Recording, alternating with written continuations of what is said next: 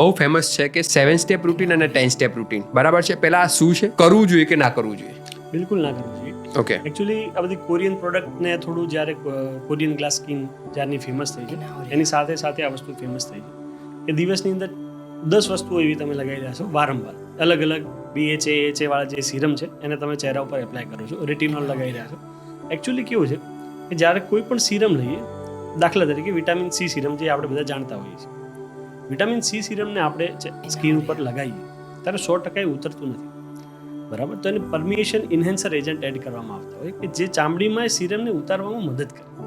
દોસ્તો, આ પ્રકારના ગેસ્ટને લાવવા માટે મારે અને મારી ટીમને ખૂબ જ મહેનત કરવાની હોય છે. આશા રાખું છું કે તમે આને શેર કરશો, લાઈક કરશો અને કમેન્ટ કરશો. તો જ્યારે એક સિરમ તમે લગાવો અને એની અંદર જ્યારે પરમિએશન ઇન્હેન્સર જ્યારે એજન્ટ એડ થયું તો એ એટલા ભાગમાં હશે કે એ નુકસાન નહીં કરે.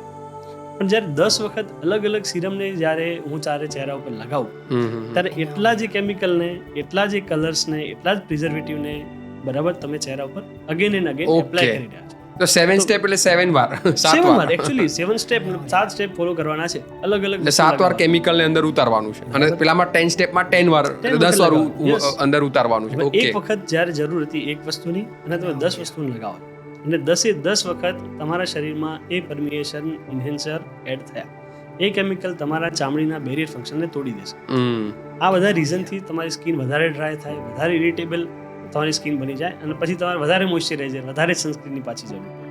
ઓકે. એટલે ના કરો. Thank you.